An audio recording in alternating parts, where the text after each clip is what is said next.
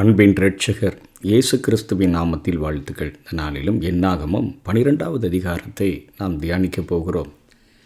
தன்னுடைய ஊழியர்களுக்காக பழிவாங்குகிற தேவனை இங்கு நாம் பார்க்கிறோம். ஆரோனும் மிரியாமும் மோசேக்கு விரோதமாக கிளர்ச்சி செய்கின்ற ஒரு காரியமானது இந்த அதிகாரத்தில் சொல்லப்பட்டிருக்கிறதை பார்க்கிறோம். இஸ்ரவேலினுடைய வரலாற்றில் ஒரு துக்கம் நிறைந்த அதிகாரமாக இந்த அதிகாரம் திகழ்கிறது.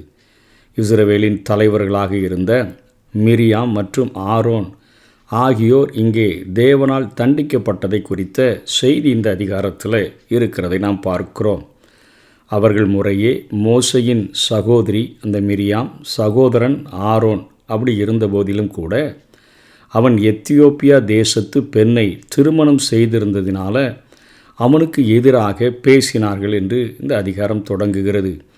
இது ஒருவேளை அவனை எதிர்ப்பதற்கு ஒரு போலி காரணமாக இருந்திருக்க வேண்டும். ஏனென்று சொன்னால் உண்மையான காரணம் 2வது வசனத்தில் கொடுக்கப்பட்டிருக்கிறதை பார்க்கிறோம். மோசையின் தலைமையை அவர்கள் ஏற்க மனதற்றவர்களாக இருந்தார்கள். அதில் பங்கு வைக்க அவர்கள், அதாவது தலைமைத்துவத்தில் தாங்களும் பங்கு வகிக்க வேண்டும் என்று அவர்கள் விரும்பினார்கள். ஆகவே மோசையின் மீது பொறாமை கொண்டு இப்படிப்பட்ட காரியத்தை செய்ததை பார்க்கிறோம். அந்த நாட்களில் எத்தியோப்பியா நாட்டு பெண்ணை திருமணம் செய்வது அது தடை செய்யப்படவில்லை. ஆனால் அவர்கள் வாக்குத்தத்தம் பண்ணப்பட்ட அந்த கானான் தேசத்துக்கு வந்தபோது யூதர் அல்லாத பெண்களை திருமணம் செய்ய அங்கே தடை விதிக்கப்பட்டதை நாம் பின்னாட்களிலே கற்றுக்கொள்ளப் போகிறோம். மோசே தன் மேலே கூறப்பட்ட குற்றச்சாட்டுகள் சரியற்றவை என்று மெய்ப்பிக்க அவன் ஒருபோதும் முயலவில்லை என்பதை நாம் இந்த அதிகாரத்தில் பார்க்கிறோம்.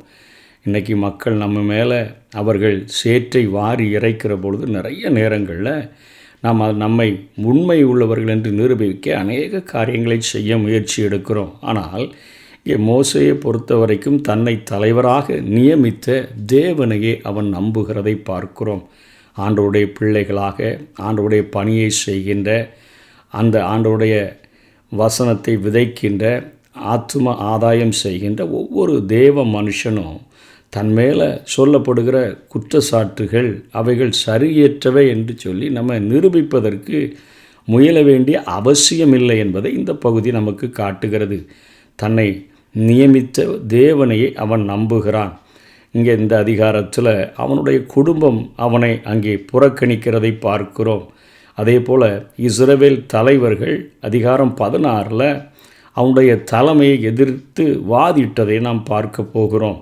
முடிவில் சபை முழுவதுமே 16வது அதிகாரம் இதே என்னாகமத்தில் 41-42 வசனங்களில் அவர்கள் மோசையின் தலைமையை எதிர்த்து வாதிட்டதை நாம் பார்க்க போகிறோம். ஆயினும் அவனுடைய பகைஞன் மேலே தேவனுடைய நியாய தீர்ப்பு அந்த நேரங்களில் வந்தது. வருகின்ற போது மோசே அவர்கள் மேலே பொறாமை கொள்ளாமல் அவர்களுக்காக அவன் வேண்டுதலை செய்ததை நாம் பார்க்கிறோம். அவர்களுக்காக பரிந்து பேசினதை பார்க்கிறோம். உண்மையாகவே அவன் பூமியில் உள்ள சகல மனிதரிலும் மிகுந்த சாந்த குணம் உள்ளவனாக இருந்தான் என்று ஆவியானவர் மோசையை கொண்டே இந்த என்னாகமம் அந்த 5 ஆகமங்களை எழுதினாரே, அதில் தன்னையை ஆண்டவர் பூமியில் உள்ள சகல மனிதர்களும் மிகுந்த சாந்த குணம் உள்ளவராக இருந்தான் என்று எழுத வைத்திருக்கிறதை பார்க்கிறோம்.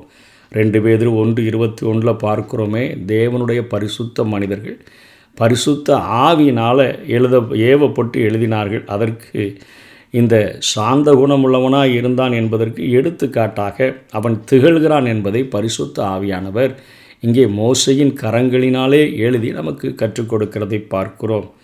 மோசேயையும் ஆரோனையும் மிரியாமையும் தேவன் ஆசரிப்பு கூடார வாசலண்டை அழைத்து மிரியாமையும் ஆரோனையும் அங்கே கடிந்து கொள்ளுகிறதை பார்க்கிறோம். தன்னுடைய ஊழியனுக்காக, தன்னையே சார்ந்திருக்கிறவனுக்காக ஆண்டவர் இறங்கி வந்து இங்கே பேசுகிறதை பார்க்கிறோம். வேறு எந்த தீர்க்கதரிசியும் தேவனோடு இப்படிப்பட்ட நெருக்கமான நிலையை ஒரு காலம் பெற்றிராத போது மோசே அதை பெற்றிருந்தான் என்பதை இங்கே ஆண்டவரே அவர்களுக்கு நினைப்பூட்டுகிறார். மற்றவர்களோடு அவர் தரிசனங்களிலும் சொப்பனங்களிலும் பேசினார், ஆனால் மோசையுடன் நேரடியாக பேசினார் என்பதை இந்த அதிகாரத்தில் பார்க்கிறோம். அதாவது முகமுகமாய் பேசினார் என்று 8வது வசனத்தில் பிரத்யட்சமா என்கிற சொல், அதாவது நேரடியாக ஆண்டவர் பேசினார் என்று பொருள்படுகிறது. அதற்கு அர்த்தம் என்ன? ஆண்டவர் இங்கே மத்தியஸ்தர்கள் யாரையும் வைக்கலை, இடையீட்டாளர்கள் யாரையும் வைக்கலை, ஆண்டவருக்கும் அவருக்கும் இடையில் பேசுகிற ஒரு ஆளை வைக்கலை. ஆகவே இங்கே பிரத்யட்சமா என்கிற வார்த்தையானது பயன்படுத்தப்பட்டிருக்கிறதை பார்க்கிறோம். கர்த்தருடைய சாயல் என்கிற ஒரு வார்த்தையும் இங்கே பயன்படுத்துகிறது. ஏதோ ஒரு வகை காட்சி தோற்றத்தை அங்கே மோசே பார்த்து அவரோடு கூட பேசுகிறான். மீரியாமும் யாத்திராகமும் 15:20 அவள் தீர்க்கதரிசியாக இருந்தாள். ஆனால் கர்த்தர் மோசையோடு கொண்டிருந்த உறவுக்கும் மற்ற தீர்க்கதரிசிகளோடு கொண்டிருந்த உறவுக்கும் தெளிவான வேறுபாடு இருந்ததை இப்பொழுது ஆண்டவரே வெளிப்படுத்துகிறதை பார்க்கிறோம். நான் மற்றவங்களுக்கு தரிசனங்களில் சொப்பனங்களில் தான் பேசுகிறேன், ஆனால் மோசையோடு முகமுகமாய் பிரத்யட்சமாய் நான் பேசுகிறேன், அவரின் கர்த்தருடைய சாயல் இன்னது என்பதையெல்லாம் அவன் பார்க்கிறான் என்று இங்கே ஆண்டவரே அத்தனை ஒரு நெருக்கத்தை நான் மோசையோடு கூட ஏற்படுத்தி இருக்கிறேன் என்று வெளிப்படுத்துகிறதை பார்க்கிறோம். இந்த நிகழ்ச்சி நடந்ததுக்கு பின்பு மிரியாம் அவள் இறந்து போன செய்தி ஒன்று மட்டுமே வேதாகமத்தில் குறித்து வைக்கப்பட்டிருக்கிறது. என்னாகமும் 20வது அதிகாரம் 1ஆம் வசனத்தில் பார்க்கிறோம். இந்த 9-10 வசனங்களில் கர்த்தர் அவர்கள் மேலே கோபம் கொண்டார், பின்பு ஆண்டவர் போய்விட்டார், அந்த மேகஸ்தம்பம் விலகிற்று என்பதை பார்க்கிற பொழுது கர்த்தர் போய்விட்டார் என்பதை நாம் புரிந்து கொள்ளுகிறோம். அவ்வாறு கலகம் செய்ததற்கு தண்டனையாக மீரியாமுக்கு ஆண்டவர் அங்கே தொழுநோயால் பாதிக்கப்படக்கூடிய நிலைமையை அனுமதிக்கிறார். ஆரோன் அப்பொழுது தண்டனை அடையவில்லை. மீரியாமே ஒரு கலகக்காரியாக இருந்து அவள் அங்கே தண்டனையை அனுபவித்தாள். ஆரோன் தன்னுடைய சகோதரி குஷ்டரோகியாய் மாறியதை கண்டதே அவனுக்கு கொடுக்கப்பட்ட தண்டனையாக இருந்தது. ஆரோன் குஷ்டரோகியாய் மாறியிருந்தால் அவன் மக்களுக்காக ஆற்றிய பிரதான ஆசாரியன் என்னும் ஊழியத்தை அவன் நிறைவேற்றியிருக்க முடியாது. மிரியாம் அடைந்த இந்த இழிவான நிலைமை அவனுடைய பதவியே அவனுக்கு ஒரு பாதுகாப்பை கொடுத்தது என்று நாம் புரிந்து கொள்ள முடிகிறது. ஆரோன் தன்னுடைய பாவத்தை அறிக்கை செய்கிறான். தன்னுடைய சகோதரியினுடைய அந்த குஷ்டத்தை பார்த்துட்டு தன் தாயின் கற்பத்தில் பாதி மாம்சம் அழுகி செத்த பிள்ளையை போல அவள் ஆகக்கூடாது என்றெல்லாம் அவன் சொல்லுகிறான். மோசே இப்பொழுது மிரியாமுக்காக மிகவும் மன்றாடி ஆண்டவருடைய சமூகத்தில் அவன் ஜெபிக்கிறான். தேவன் மிரியாமை அவளுடைய குஷ்டரோகத்திலிருந்து குணமாக்கினார். ஆயினும் அவள் குஷ்டரோகிகள் குணமாகிற போது வழக்கமாய் செய்ய வேண்டிய அந்த ஒரு வார சுத்திகரிப்பு சடங்குகளை அவள் நிறைவேற்ற வேண்டுமென்று ஆண்டவர் வலியுறுத்துகிறதை பார்க்கிறோம். அவள் தகப்பன் அவள் முகத்திலே காரி துப்பினதுண்டானால் எவ்வாறு தீட்டுள்ளவளாக கருதப்பட்டு பாளையத்துக்கு புறம்பாக்கப்பட வேண்டுமோ அதுபோல அவள் நடத்தப்பட வேண்டும் என்று அங்கே மோசேயின் இடத்துல தேவன் நினைவுபடுத்தி அங்கே காரியங்களை சொல்லுகிறதை பார்க்கிறோம். ஊழியர்களுக்காக பழிவாங்குகிற தேவன் தேவ மனிதராக இருந்த மோசேக்கு எதிராக ஆரோனும் மீரியாமும் பேசி மிகுந்த கேட்டை வருவித்து கொண்டதைத்தான் நாம் இப்பொழுது பார்த்தோம். மோசேயின் வாழ்வில் இத்தகையதொரு திருமணத்தை தேவனே அனுமதித்தார் என்பதை காணும் கண்கள் அவர்களுக்கு இல்லாதிருந்தது. இந்த காரியத்தை முதல் வசனத்தில் பார்க்கிறோம். அவன் விவாகம் பண்ணின எத்தியோப்பியா தேசத்து ஸ்திரீகளின் நிமித்தம் அவனுக்கு விரோதமாக பேசி மோசேயினுடைய அந்த பரதேச வாழ்வு 40 வருடங்கள் வனாந்தரத்தில் வாழ்ந்தாரே, அந்த நாட்களில் நிகழ்ந்த மீதியானிய பெண்ணுடனான இந்த திருமணமானது கிறிஸ்து இஸ்ரவேலர்களால் மறுக்கப்பட்டு அவர் புறக்கணிக்கப்பட்டு அந்த நாட்களில் உருவாகிற ஒரு மணப்பெண்ணான சபைக்கு இந்த நிகழ்ச்சி நிழல் உருவமாக காணப்படுகிறது.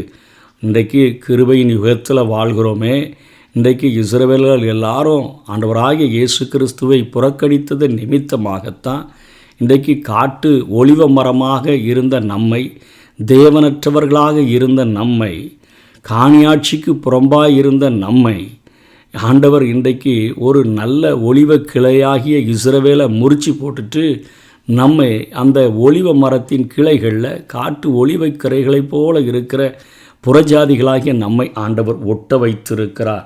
இதற்கு நிழல் உருவமாகத்தான் மோசே தன்னுடைய ஜனங்களால் எகிப்திலிருந்து பயந்து ஓடி அங்கே வனாந்தரத்தில் வாழ்ந்தபோது மீதியானிய பெண்ணை திருமணம் செய்தது.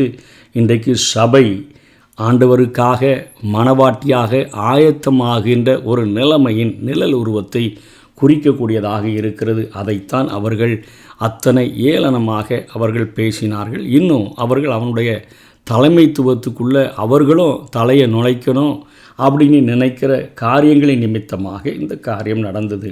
அந்த உத்தம ஊழியனுக்கு எதிராக மக்கள் பேசியபோது பிரதான ஆசாரியனாகிய ஆரோனும் கூட அவன் தண்டனைக்குள்ளானதை பார்க்கிறோம். உத்தம தேவ பணியாளர்களுக்கு எதிராக இன்றைக்கும் கரங்கள் ஓங்குகின்ற அநேக அறிவில்லாத ஜனங்கள் காணப்படுகிறார்கள். அவர்கள் எத்தனை அரசியல் பலம் படைத்தவங்களாக இருந்தாங்களோ, பணபலம் படைத்தவங்களாக, செல்வாக்கு உடையவர்களாக இந்த உலகத்தில் விளங்கினாலும் ஆண்டவருடைய பிள்ளைகளுக்கு உண்மையாய் ஊழியம் செய்கிறவர்களுக்கு விரோதமாக பேசினால் தேவன் தண்டிக்காமல் விடுகிறதில்லை. பெரும்பாலானோர் இம்மையிலேயே அந்த தண்டனைகளை தங்களுடைய வாழ்விலே அனுபவித்ததற்கான வரலாற்று சான்றுகள் ஏராளம் காணப்படுகின்றன. பரலோகம் அதை ஒருபொழுதுமே பொறுத்து கொள்ளுகிறதில்லை. மீரியாமினுடைய தண்டனை மோசையின் வேண்டுதல்களினால் மாற்றப்பட்டது. இங்கே மோசையினுடைய அந்த மன்னிக்கிற பண்பை நாம் பார்க்கிறோம். மன்னிப்பு எவ்வளவு அழகானது என்பதை பார்க்கிறோம். தன்னுடைய குடும்பம் தன்னை புறக்கணித்த போது, அங்கே தலைவர்கள் தன்னை புறக்கணித்த போது, முழு தேசமே தன்னை புறக்கணித்த போது தேவன் தனக்காக நின்றதை மோசே கண்டதை பார்க்கிறோம். இன்றைக்கு நம்முடைய வாழ்க்கையில் நான் உன்னோடு கூட இருந்து நான் செய்கிற காரியம் பயங்கரமாக இருக்கும் என்று சொல்லி வாக்குரைத்து இந்த உலகத்தில் இருப்பவர்களை பார்க்கிலும் நம்மள இருக்கிற தேவன் பெரியவர் என்பதை நாம் உணர்ந்து கொண்டு அவருக்கென்று உண்மையாய் பணியாற்றுவோம் என்று சொன்னால் ஆண்டவர் நமக்காக எழுந்து நிற்க எப்பொழுதுமே ஆண்டவர் 100% உண்மை உள்ளவராக அவர் இருக்கிறார். ஆகவே உண்மையான உத்தமமான பணியை அவருக்கென்று செய்வோம். ஆண்டவர் நமக்கென்று மிகப்பெரிய பாதுகாப்பை தந்து நம்முடைய ஊழியம் நிறைவேறுகிற காலம் வரையிலும் நம்மை பாதுகாத்து வழிநடத்துவார். கர்த்தர் தாமே நம்மை ஆசீர்வதிப்பாராக. ஆமென்.